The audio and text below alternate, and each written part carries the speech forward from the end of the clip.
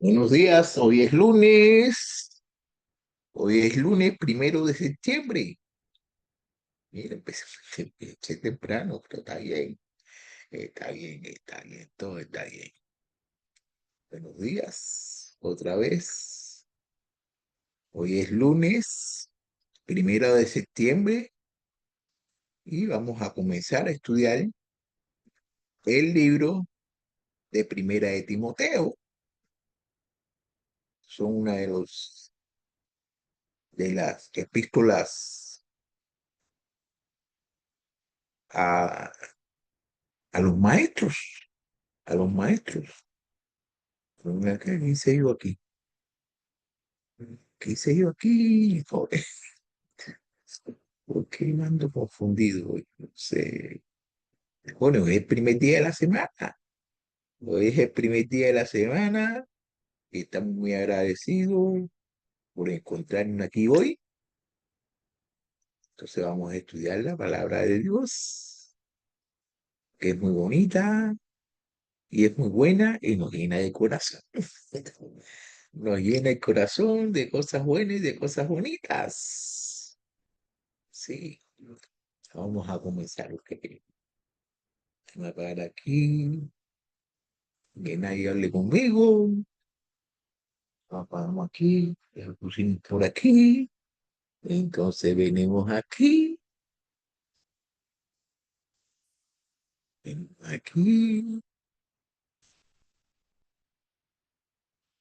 que así también, para que ya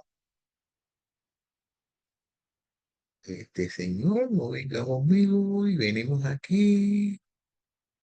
Todo ese cuando empezamos por aquí. Entonces le damos aquí. Bueno. Buenos días otra vez, buenos días. Hoy vamos a comenzar a estudiar el libro de Primera Epístola a Timoteo. Esta es la primera epístola a Timoteo. ¿Ok? Miren, la primera de las tres cartas pastorales escritas por Pablo a dos de sus jóvenes conversos es Timoteo y la otra es sobre Tito, que ellos lo habían acompañado en muchos de sus viajes misionarios. Habían sido establecidos como pastores de iglesias y estas epístolas fueron dirigidas a ellos para darle instrucción para la administración ordenada de las congregaciones organizadas. Por tanto, estas cartas tienen un mensaje especial para los ministros jóvenes. Aunque las cartas están dirigidas a los jóvenes pastores y no a la iglesia, sus mensajes son peculiarmente aplicables a la iglesia. La fecha que fue escrita esta carta. Aparentemente, Pablo fue liberado de la prisión en Roma entre el 63 y el 67 DC. Si después de Cristo, si esto es cierto, fue durante este intervalo que compuso esta epístola. También envió a Tito una epístola en este momento también le escribió una epístola a Tito. Si Pablo sufrió solo un encarcelamiento romano, Primera Timoteo fue escrito justo antes de su última visita a Jerusalén. El tema.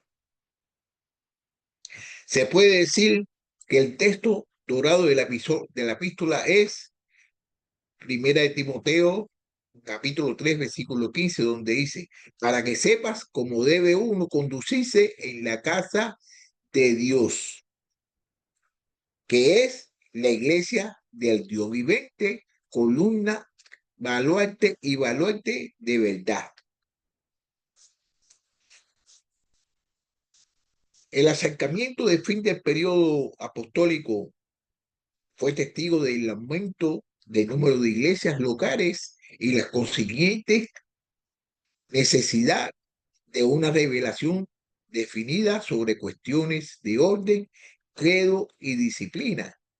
Al principio, estos problemas habían sido resueltos por los mismos apóstoles, pero ahora eran necesarias instrucciones definitivas aplicables a todas las ocasiones y periodos. El propósito. El propósito, el apóstol tenía cuatro objetivos principales al escribir esta carta a Timoteo. Primero, animarlo a oponerse a las falsas enseñanzas. Segundo, proporcionarle a Timoteo credenciales escritas autorizadas por él mismo. Tercera, instruirlo en la administración de los asuntos eclesiásticos. Y cuarta, exaltarlos a la diligencia en el desempeño de sus deberes pastorales. Bueno, la gracia transformadora es una llamada a la vida nueva. La gracia transformadora es una llamada a la vida nueva. Aquí lo podemos ver en este primer libro de Timoteo, del capítulo 1 del 1 al 20. En este pasaje, Pablo escribe a Timoteo enfatizando la función de la gracia en la vida del creyente, contrastando su pasado con perseguidor con la nueva vida que ha encontrado en Cristo. Esta transformación es testimonio del poder redentor de Dios y un llamado a mantener la fe verdadera. Este estudio puede ayudar a los cristianos y a los que no son cristianos a entender que sin importar su pasado, siempre hay oportunidad de regeneración y renovación en Cristo. La gracia de Dios no solo perdona, sino que juega un papel fundamental en la transformación de nuestras vidas diarias y en nuestras relaciones con los demás. Todos tienen un pasado, todos tenemos un pasado, pero en Cristo nuestras historias pueden ser cambiadas. La fe y la gracia son fundamentales para la vida cristiana, permitiendo que el creyente viva de manera auténtica y con propósito. Este pasaje revela a Cristo como el centro de nuestra redención. A través de su gracia, Pablo, un persecutor y pecador, están transformando lo que simboliza el poder de Cristo para cambiar vidas. Esto establece un patrón que se repite a lo largo de la Escritura, donde aquellos que se encuentran con Cristo son transformados.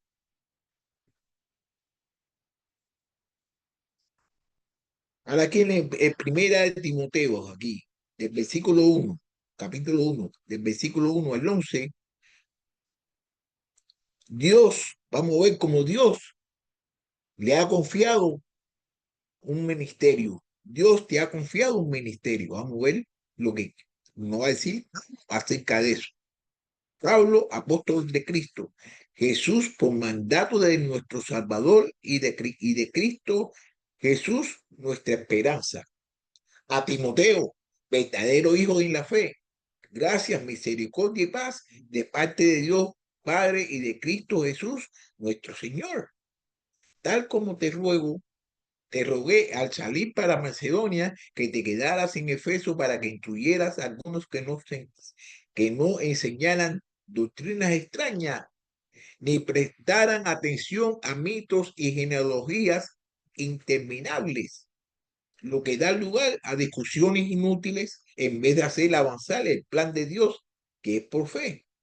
Así te encargo ahora. Pero el propósito de nuestra instrucción es el amor nacido de un corazón puro, de una buena conciencia y de una fe sincera. Pues algunos, desviándose de estas cosas, se han apartado hacia una vana palabrería.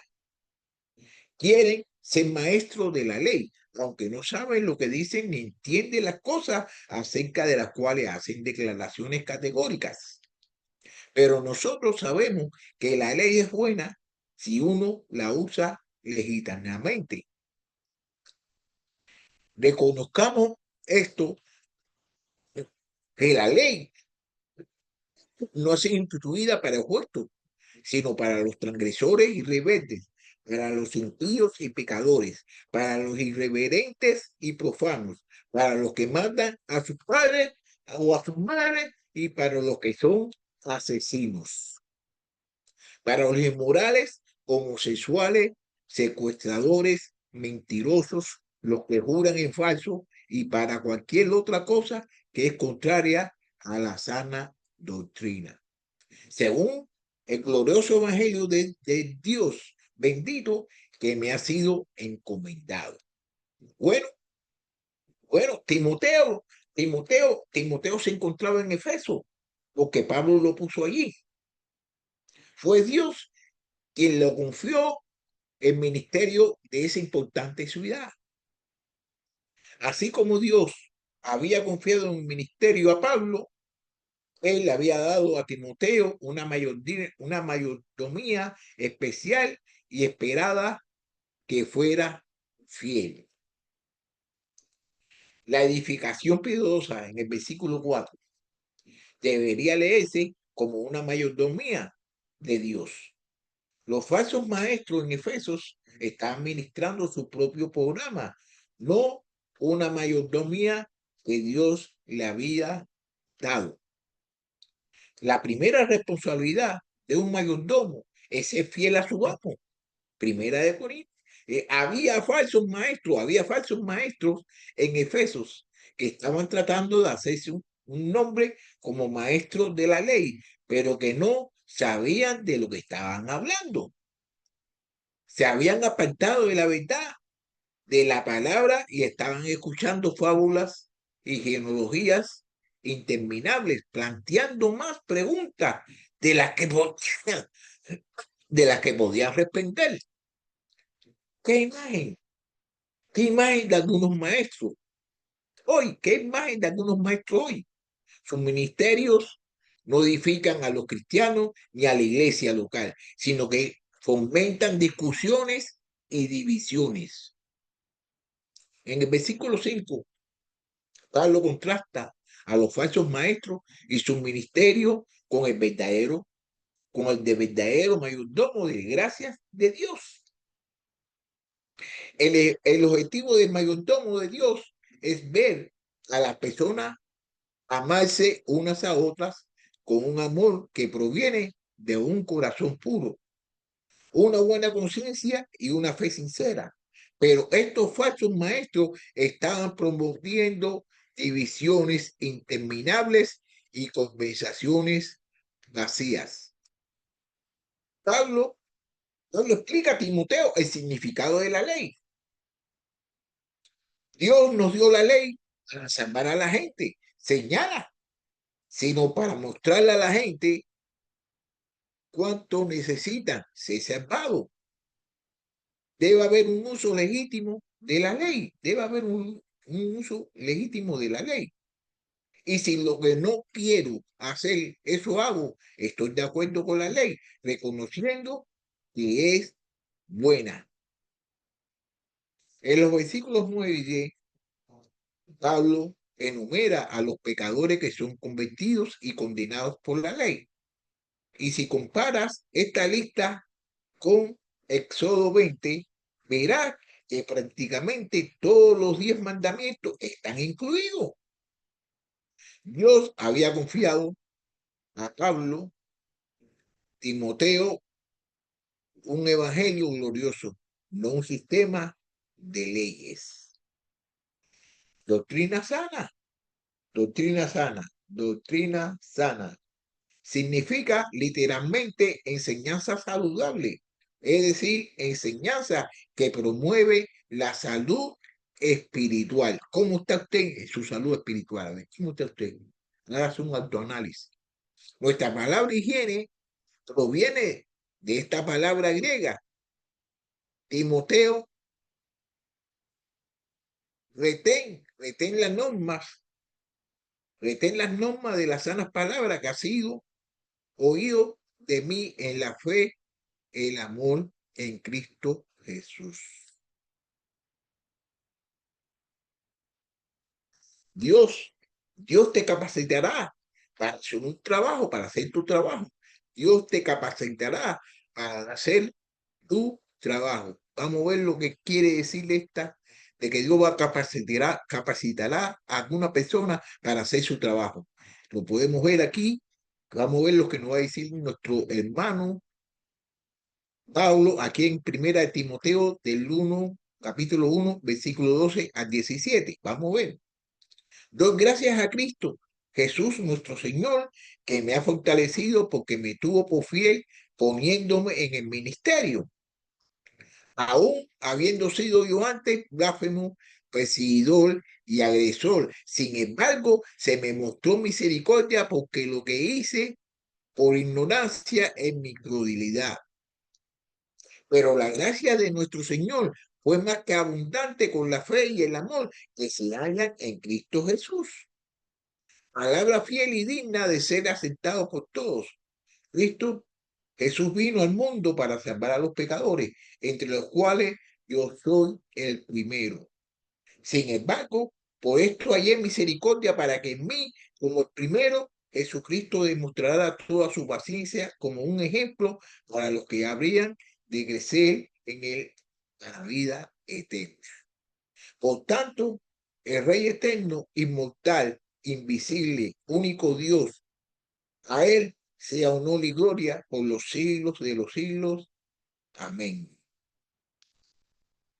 Bueno, Pablo aquí se refiere a sí mismo, se refiere a él mismo como un ejemplo de alguien a quien Dios citó por gracia para servir eficazmente como lo hizo él, como la palabra ministerio en el versículo 12 es diaconía en griego, de donde obtenemos nuestra palabra en español diácono, que significa un siervo, que significa un siervo.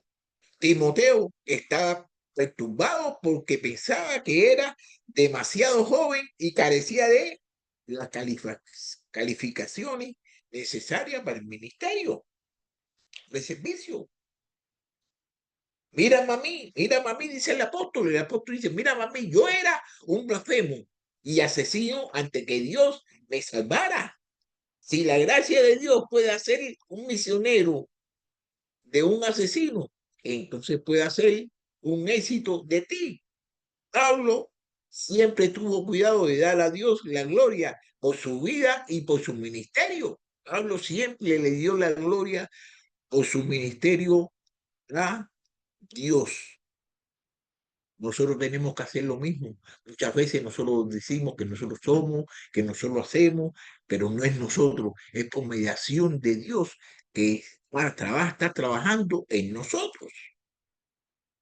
Pero por la gracia de Dios soy lo que soy y su gracia para conmigo no resultó vana.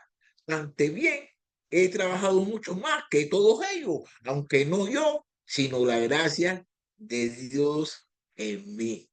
Ay, no. Cualquiera que sirve al Señor y todos los creyentes deben ser siervos. Necesita depender de la gracia de Dios. Todos necesitamos ser siervos. Todos necesitamos depender de la gracia de Dios. Mm. Somos salvos.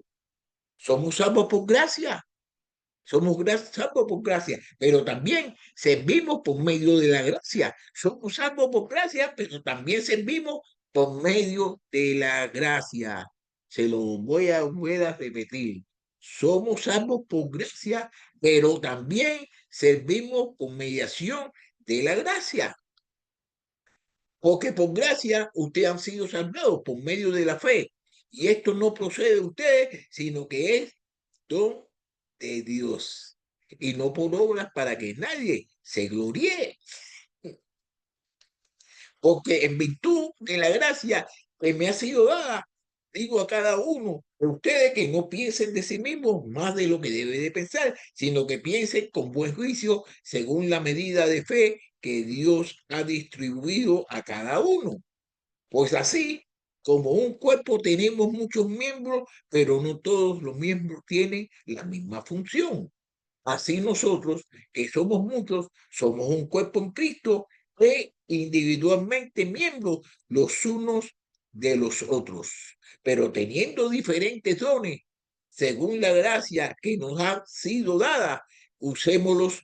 Si es de profecía, use en profecía. Ahora, y si es en profecía, use en profecía, úsese en proporción a la fe. Bueno, en el versículo 14, Pablo enumera las tres fuerzas motivadoras de su vida. Pablo enumera las tres fuerzas motivadoras de su vida, en su vida, que es gracia, fe y amor. Su amor por Cristo y por los pecadores perdidos lo obligó a trabajar. Entonces tenemos que tener esa motivación en nuestras vidas. En nuestras vidas nosotros tenemos que tener la misma motivación que tiene Pablo, que es gracia, fe y amor. Gracias, fe y amor. Pues el amor de Cristo nos apremia, habiendo llegado a esta conclusión, que uno murió por todos y por consiguiente todos murieron. Su fe en Cristo lo empoderó y la gracia de Dios obró en su vida, capacitándolo para servir a Dios. Y el cual es la extraordinaria grandeza de su poder para que con nosotros lo que queremos conforme a la eficacia de la fuerza de su poder. Por lo cual, puesto que recibimos un reino que es inconmovible, demostremos gratitud mediante la cual ofrezcamos a Dios un servicio aceptable con temor y reverencia. Pablo consideró su salvación como un patrón ejemplar de lo que Dios haría por los pecadores perdidos, especialmente su amado Israel. Los incrédulos de hoy no son salvos de la misma manera que Pablo, es decir, al ver una luz y escuchar una voz, pero somos salvos por gracia, por medio de la fe, a pesar de nuestros pecados. El pueblo de Israel será salvo en un día en el futuro, como Pablo fue salvo en el camino de Damasco. Verán a Cristo y se arrepentirán, creerán y será transformado. En el versículo 15 tenemos el primero de varios dichos fieles que Pablo cita. Se cree que estos son dichos de los profetas del Nuevo Testamento en la iglesia primitiva que que resumían enseñanzas importantes. Palabra fiel es esta, que si morimos con él, bien viviremos con él. Palabra fiel es esta. Y en cuanto a estas cosas, quiero que hables con firmeza para los que han creído en Dios, procuren ocuparse en buenas obras. Estas cosas son buenas y útiles para los hombres. Los primeros cristianos no tenían una Biblia escrita a que referirse como la tenemos nosotros en estos momentos. Ellos citaban estos dichos como declaraciones autorizadas de la fe. Bueno, Dios te ha equipado para la batalla. Dios equipó a Timoteo para la batalla y con la misma forma que Dios equipó a Timoteo para la batalla, nos ha equipado a todos nosotros. Vamos a ver lo que nos va a decir aquí nuestro hermano Pablo en el versículo de 18 a 20. Estamos en la primera epístola de Timoteo,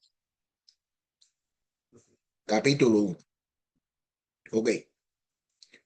Esta comisión te confío, hijo Timoteo, conforme a las profecías que antes se hicieron en cuanto a ti, fin de que por ella pelees la buena batalla, guardando la fe y una buena conciencia que algunos han rechazado y naufragaron en lo que toca a la fe.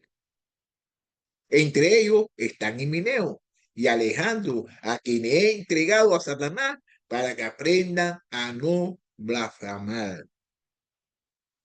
Bueno, la vida cristiana no es un patio de recreo, la vida cristiana no es un patio de recreo, de que nos vamos a requejar y que vamos. Es un campo, la vida cristiana es un campo de batalla.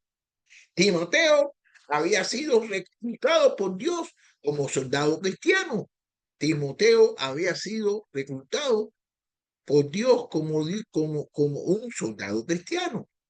Sufre penalidades, sufre penalidades conmigo, como buen soldado de Cristo Jesús.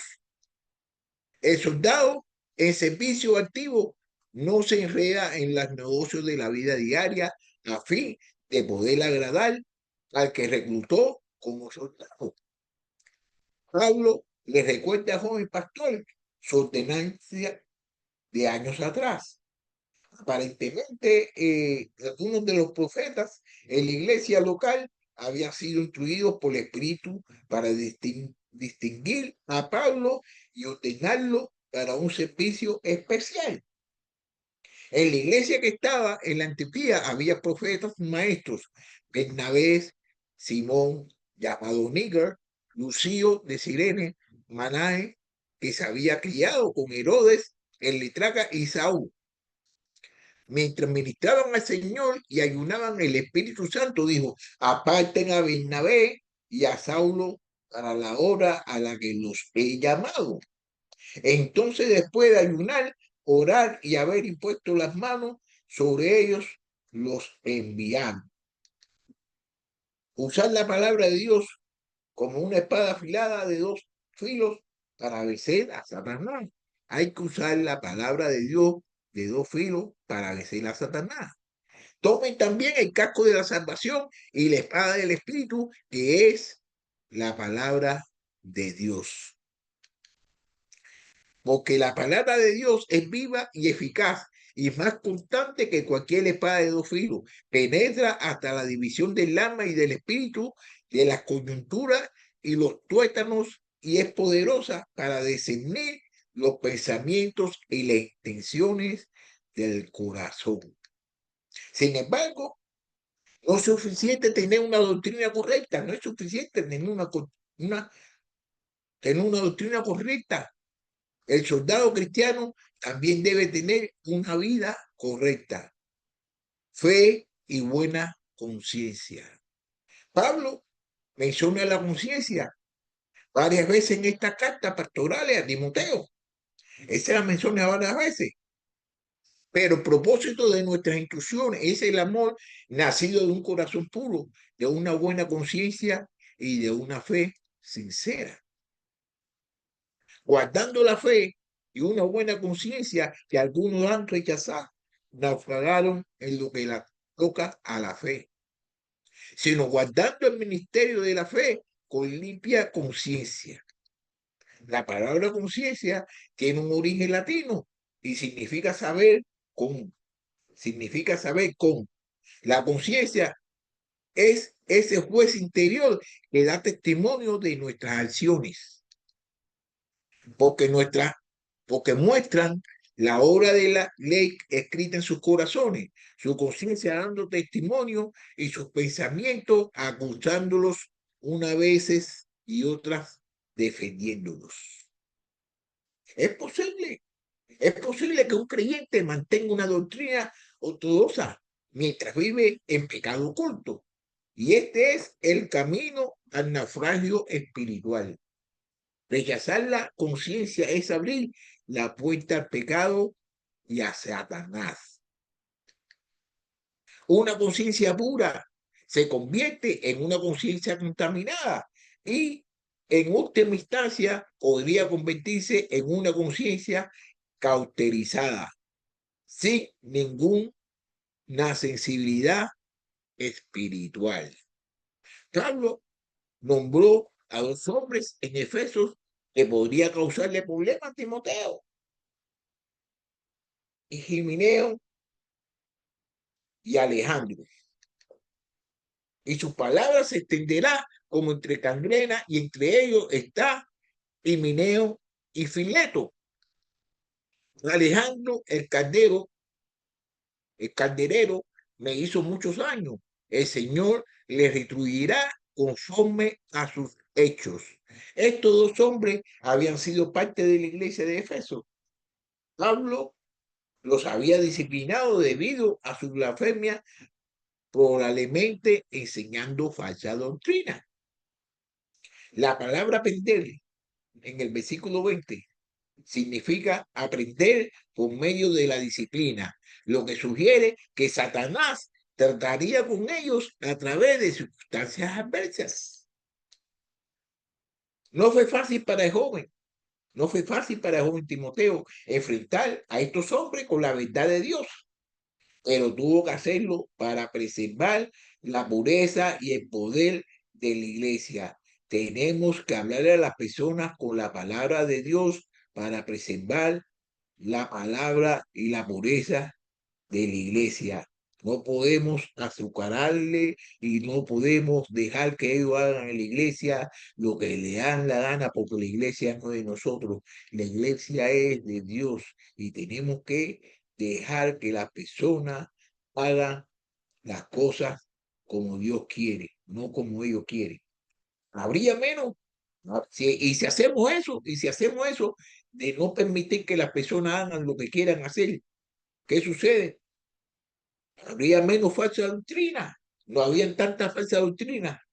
Hoy no había falsa doctrina hoy. Si los cristianos hubieran resistido a los falsos maestros, si nosotros tratamos la manera de resistir a los falsos maestros, a los maestros que siempre quieren estar hablando de ellos y están ocupando el puesto que le está dando Dios para que hablen acerca de su palabra y nada más que se la están pasando hablando de ellos y diciendo esto y diciendo cosas que no son, no tienen relación con el evangelio, esas personas son unos falsos maestros. La gracia de Dios no solo perdona, la gracia de Dios no solo perdona, transforma vidas y brinda un nuevo propósito a través de Cristo. Hay muchas personas que se han bautizado, pero siguen en lo mismo. No hay transformación. Si no hay transformación, ¿para qué? No hay salvación. La gracia de Dios no solo perdona, transforma vidas y brinda un nuevo propósito a través de Cristo. Tenemos que tener un nuevo propósito a la vez que ya tú te hayas bautizado. Orando y viviendo en sabiduría. Orando y viviendo en sabiduría, una llamada a la vida cristiana inspiradora. Entonces, le voy a decir una cosa, ¿no? Que es verdaderamente ya para finalizar este libro. Para finalizar este libro, no, para finalizar el capítulo capítulo 1. Tenemos que orar, tenemos que orar, tenemos que orar mucho, tenemos que orar mucho y tenemos que vivir en sabiduría. Orando y viviendo en sabiduría es una llamada a la vida cristiana. La llamada a la vida cristiana es inspiradora y tenemos que estar orando, tenemos que estar viviendo con sabiduría. ¿Ok? Entonces yo voy a terminar ya esta pequeña clasecita que está muy importante, que Dios nos está enseñando aquí, como le enseñó a Timoteo, cómo uno debe comportarse en sus negocios. Tenemos que ser unos buenos administradores. ¿Ok? Ya voy a terminar. Entonces nos vamos a ver el miércoles a la misma hora por el mismo canal y vamos a estudiar el libro primera de Timoteo, segundo capítulo. ¿Ok? Ahí nos vemos.